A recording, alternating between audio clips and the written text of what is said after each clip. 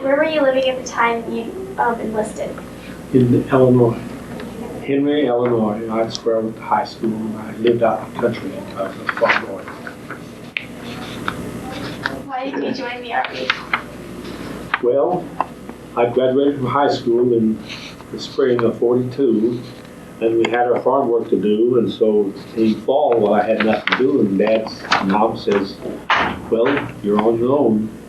And after we had summer work done, and fall work, why we were 5 classmates that went to Peoria and enlisted in the Army Air Corps. Were you afraid of being shot down? Oh, not exactly. Because at the time I got into combat, well, I was in the Air Force, so it was towards the end of the VE Day, European War, and I went over as a replacement, so and I went over to North Africa, so we bombed in northern Italy, Polesky oil fields, but the Italian Air Force was already shot out of the sky, and the German Air Force was too busy taking the guys coming in from England, so we didn't have very little flight intervention, but it was awfully, the Polesky oil fields was terribly armed with anti-aircraft, so that was our biggest fear. But as we just flew through it, that's all there was to it. Yeah. We just didn't get hit. That's lucky. Oh, once in a while there was maybe we got a piece of shrapnel through the wing or something like that, or tail, but nothing to hit us. But I saw friends, planes shot down, and just didn't come back. That's all. Why did you choose the Air Force? I just was interested in flying, so I went to the Air Force. Do you remember your first days of being in the Air Force? Oh, yes, I did, somewhat. Especially the first weekend. I was down near St. Louis, Scott Field, and they put me on guard duty the first on the Saturday night or something, and it was experience. I thought, what are we doing this for? And but a friend went home, and I loaned him some money, and I never did see him after that. So that was a learning experience, because I was just a young farm boy. I was just out of high school and didn't have a worry in the world, and trusted everybody. What did it feel like being in Air Force? Well, it was just something I thought we'd like to do, want to do, and especially my friends that we went in with 5 of us within a week. While we all went in different directions, we never did see anyone after that. Except when I went back for a high school reunion, I saw a couple of them. And then one that got shot down in England, so I never did see him anymore, but I did go see his folks, which was quite an experience. I mean, I just thought it was a thing to do, to go see them, and regrets, and he went in, he didn't tell his folks that he was going into the Air Force. And of course, they were against his flying or whatever, but he wound up as a gunner, and just gunnery school and right directly to England. So that was the end of his career.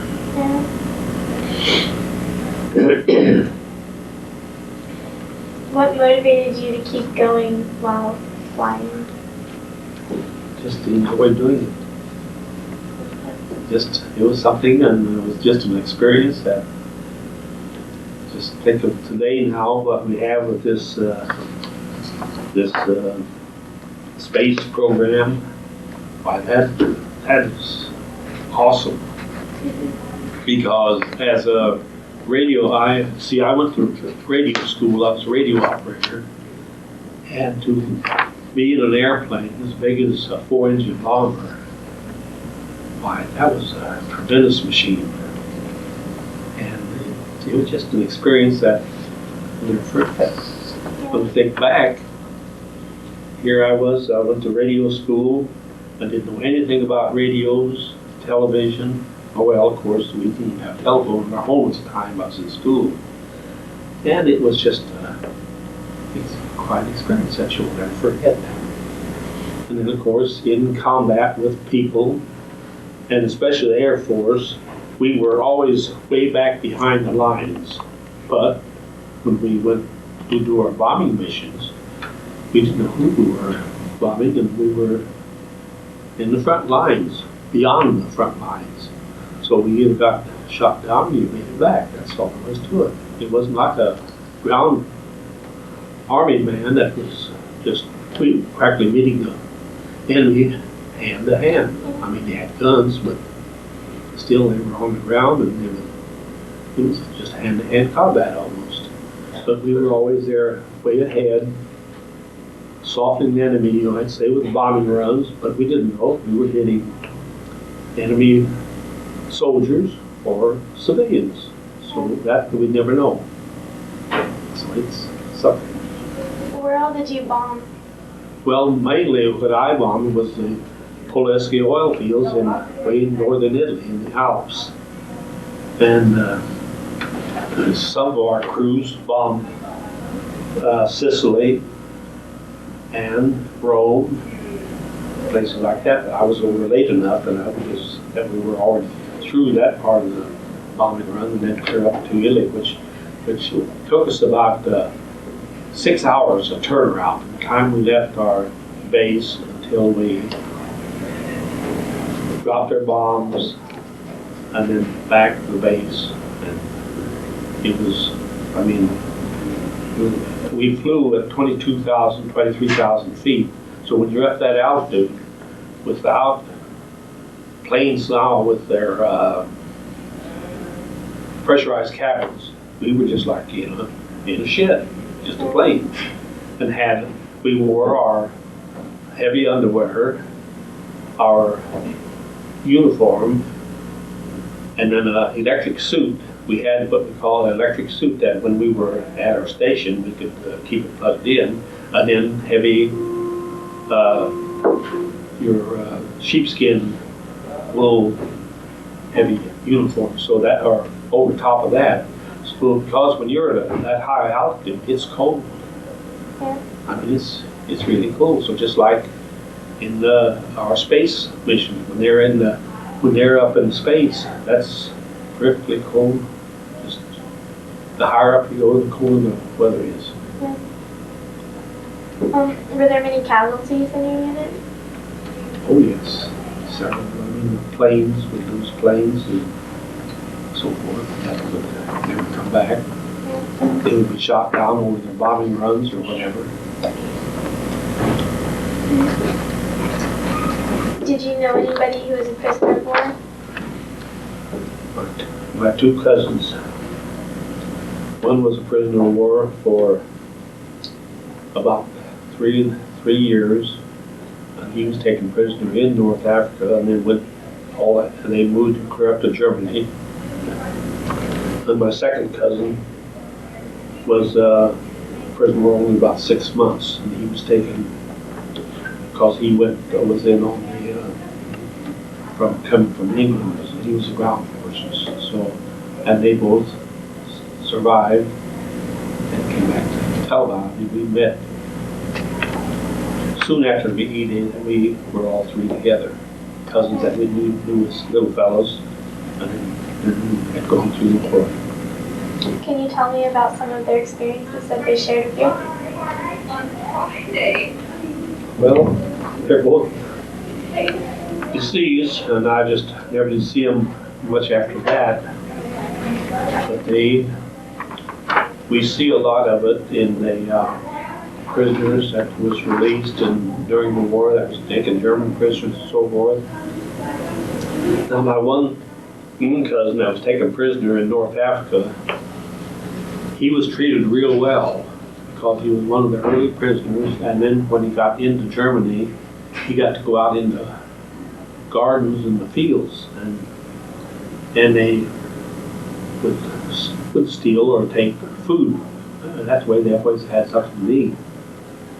But the other one that was prisoner was, they were just in these big camps, and they were just given very meager rations. And so he had lost a lot of weight for that short period that he was a prisoner, but the other one, he fared real well because of his experiences as an early prisoner and got to work in preparing, well, growing food for the government and so forth. They had gardens, he'd tell about how they'd go out and get plenty of food, or they would snitch along the way. So that way they always had something to eat, but then they had to be careful, but they still didn't starve.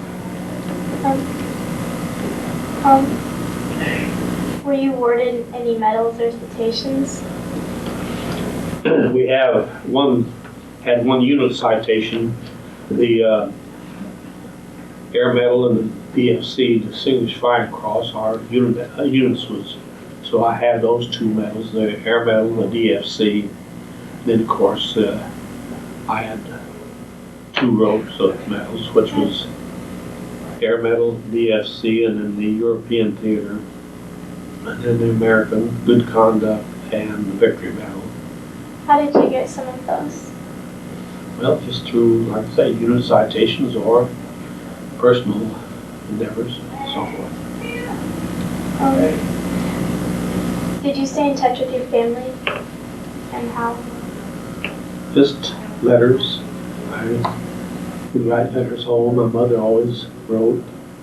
And then I had a younger brother that was in the Navy, and we never did correspond, but we did get home one time and worked together at home for a day or two.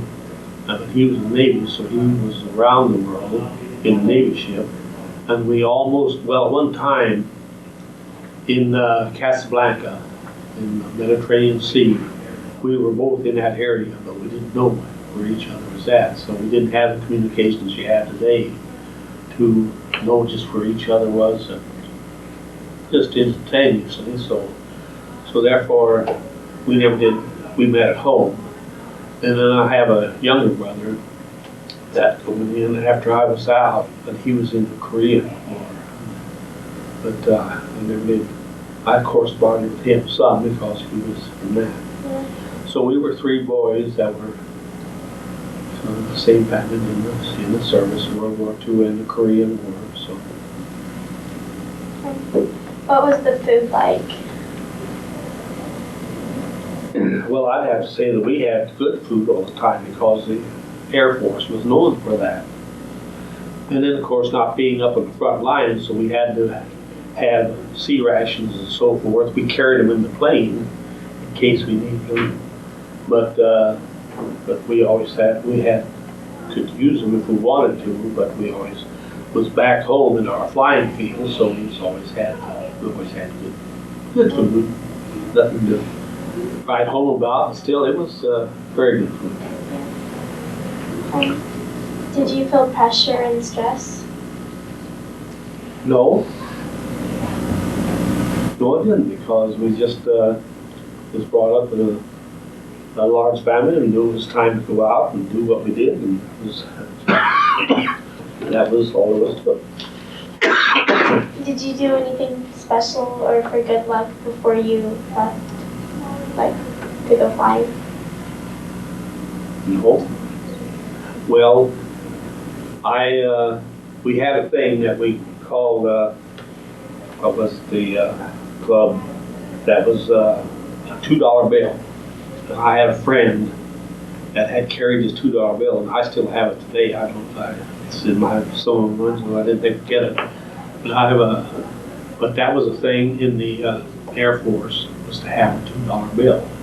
And this friend, he needed a couple dollars, and so I give him a couple dollars for his $2 bill, and I've had it ever since. So let's see, I was in Casablanca when that event took place, and I've had it ever since. Okay. How did people entertain themselves? Well, we had in our area, or where we would be, we had a day room that we'd always go to, and then of course, whenever we could go to town, we usually a couple guys together, go into a town or whatever, and just,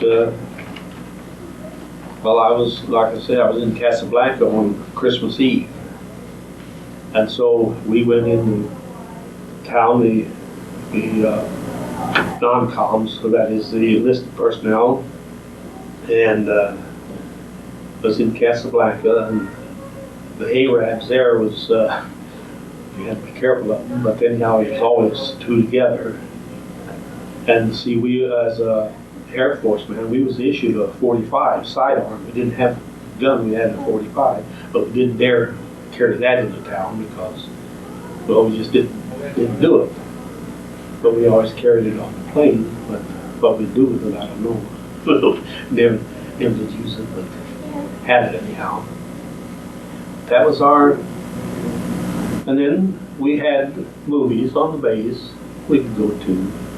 And sometimes when it was, of course, here in the state, they had the USOs, United Service Organization, USOs that the people, the towns would sponsor, and it was always take care of the servicemen. For those, the girls that would be there, they were local girls, but they weren't allowed to date or anything. You came to USO alone, they came there alone, and they went home, but after they got out the door, that was their business and that was our business. So we did meet some people, or just to go to the USO and have drinks and, well, soft drinks and cookies and dance and what have you. And that's what we would do. What all did you do when you were on leave from the Air Force? Well, whenever I come home, I would come home. We'd always have, we didn't think about flying planes. I mean, we always took the bus or train, and you could just about catch a bus anywhere and a train almost anywhere and go wherever you wanted to go. So that was always the thing to do. It took time, but. Do you remember any particularly humorous or unusual events that happened while you were serving in the Air Force? No, not more than just we would do our thing as a bomb group, and then of course, when I was in radio school, we would got through that, and it was a flight radio school. I mean, I was a flight operator, and we had ground operators there too, but nothing special. We just made our bomb runs.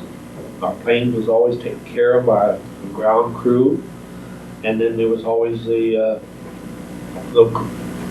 ground crew, the men that loaded the armament, the bombs, and our 50 caliber guns, kept them all loaded, and all we had to do was just check things when we got ready to go as a crew member, and we'd always check out everything before we leave the ground. So forth. So we were taken care of very well. Did you pull any pranks, or did any of your friends pull pranks? Oh yes. I remember one time when I was we were going through Detroit, Michigan, and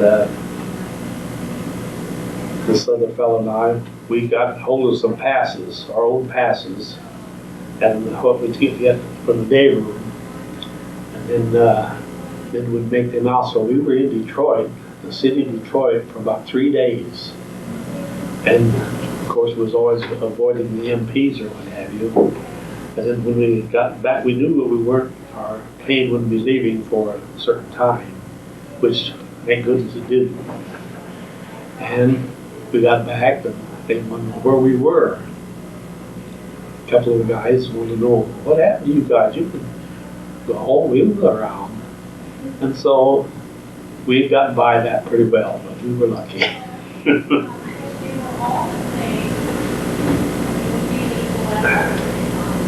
Do you have any photographs of you and your fellow soldiers? And what? Of you and your friends and stuff? Not with me. I have some, but this is one photograph that I had to have on a pass. Yeah.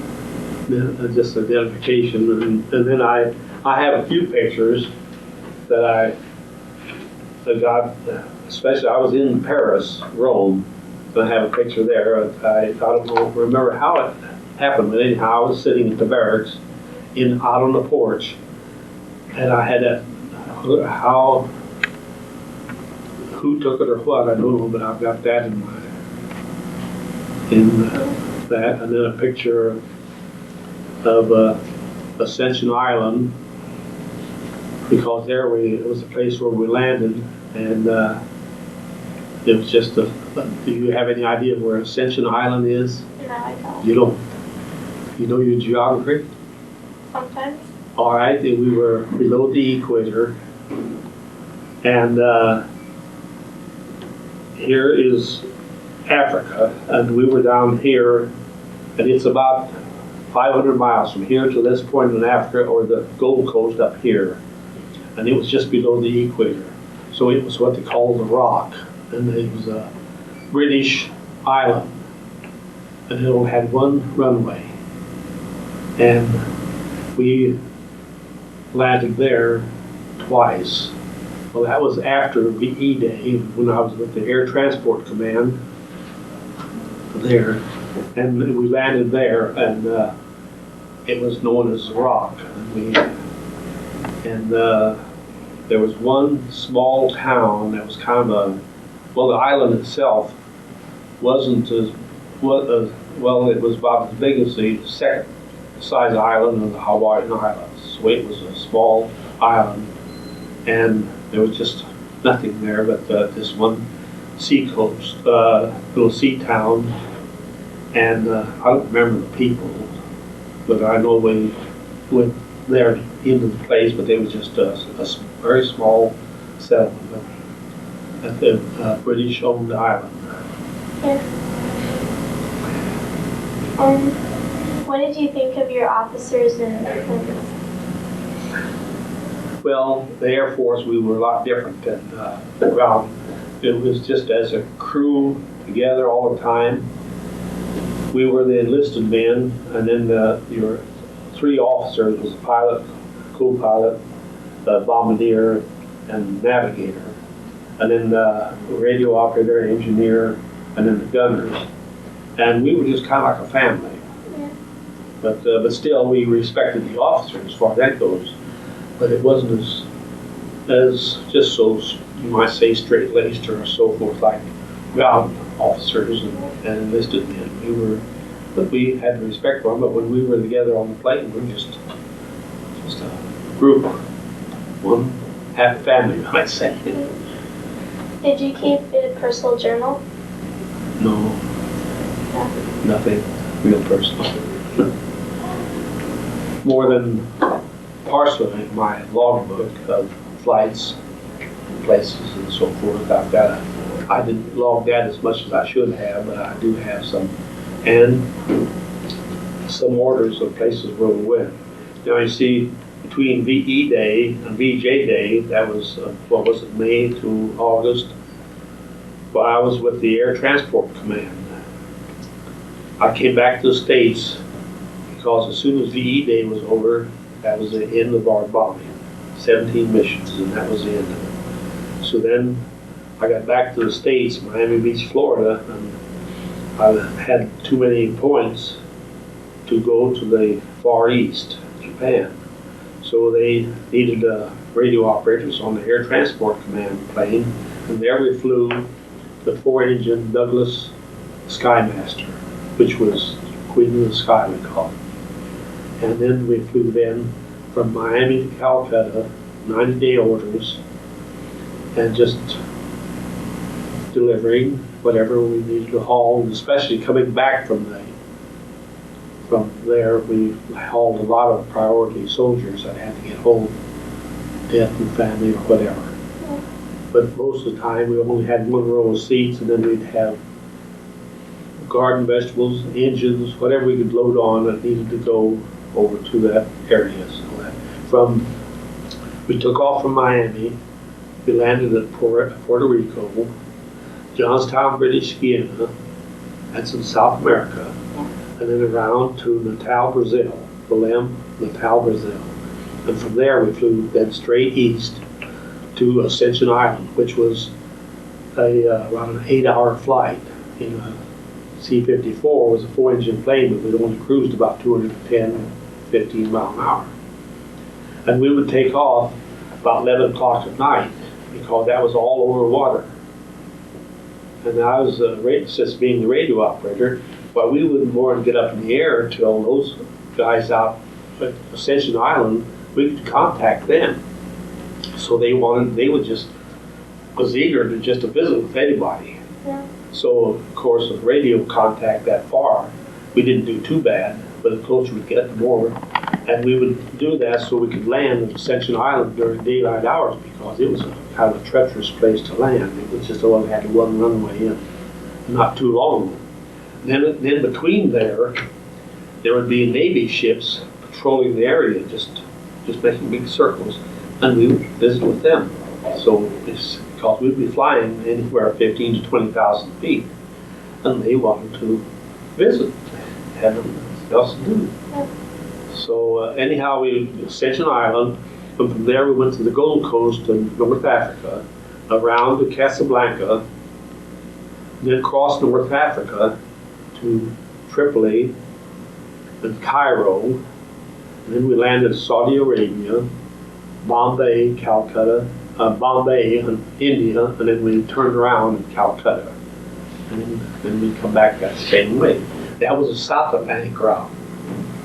But when we flew the Mid-Atlantic route, we left Miami to Bermuda, and then to the Azores, and then into Paris, and then down to Rome, and then Tripoli and on. So I've been in Rome and Paris. In fact, as our crew had I have a picture of that at home, but of our crew having a private audience with the Pope Pius XII, I think it was. They took a picture of us when we were there. When we went to the St. Peter's Square and went into the big, where the Pope is. Well, anyhow, they wouldn't, I had a camera, they had just an old bellows camera, and they wouldn't let us, and we had to check that, but we could go in and see the St. Peter's Square, and then that's when we went on in to have a private audience with the Pope, which I have a picture of it anyhow. We were, our crew of 5 then, or 6 of us, and then there was several, I don't know, civilians, if they were Americans or what, but we were around 30-some in the group that I had a picture of, but our crew was with them. So that was quite a thing. Do you recall the last days of your service? Well, when I got back then again, and then I was able to get out, well then I was engaged to my wife here in Lindsborg, and I called and said, well, I'll be coming home, and we set a wedding date. Then I re-enlisted. So I got a 90-day re-enlistment furlough. So then after I got back here, I told her that I had re-enlisted, would be going back to Florida when we got married. Well, that was okay, so that's what we did. And so we spent another year down there in service, and I had a chance to get out because my outfit was disbanded then, the Air Transport Command, and since I was radio operator, they did come with a B-29 full weather ship, and I could have got out or went to Hawaii, but the trip of going to Hawaii was no family till my enlistment was up. So they said, oh, come on home, we want you to be here, we'll take care of things. So that was the end of my Air Force career. Were you happy to be going home finally? Oh yes, it worked out all right. Did you miss flying?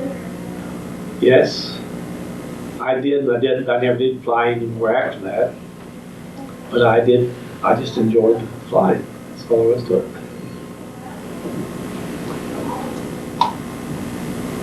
Did you go back Did you work or go back to school or college?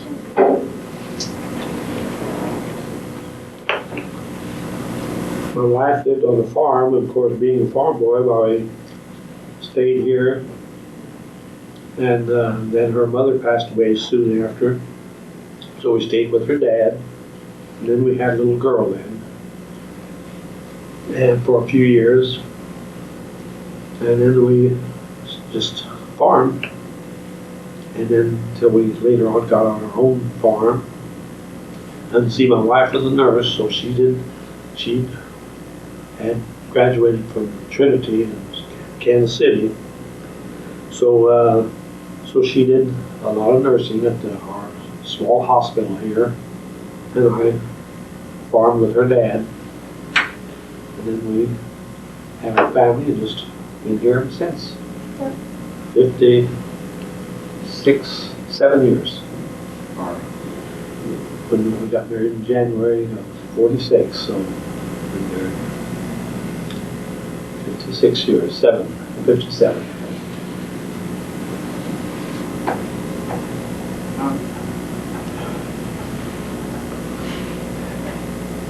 Did you keep in touch with any of your friends from the service? No, I never did.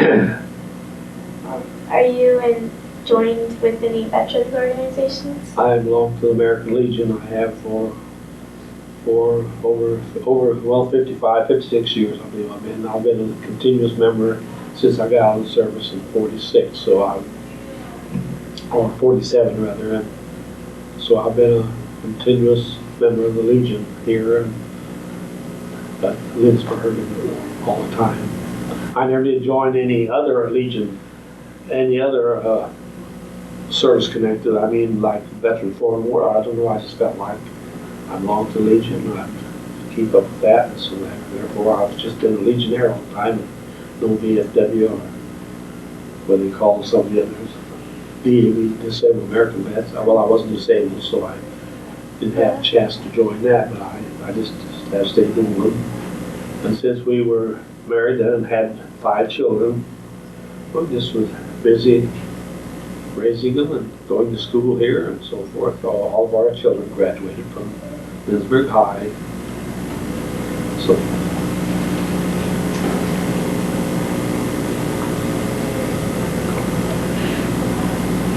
Did your experience in the Air Force influence your thinking about war and the Air Force? no, not particular. I just thought it was a thing to do and so forth. So, but back to that schooling, I did go to what we had at the time, veterans on the farm training with GI Bill, and I did use that, and I felt like it was worthwhile. Yeah. No, I took advantage of the situation with that, so I did that. But otherwise, as far as the war situations, why, just figured it was a thing to do and took it in the stride.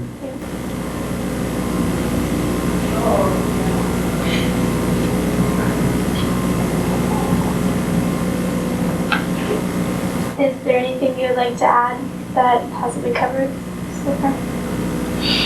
I don't know, we got pretty well mapped out there. It's been fine. Thank you. Well, thanks for coming and sharing your experiences. Okay.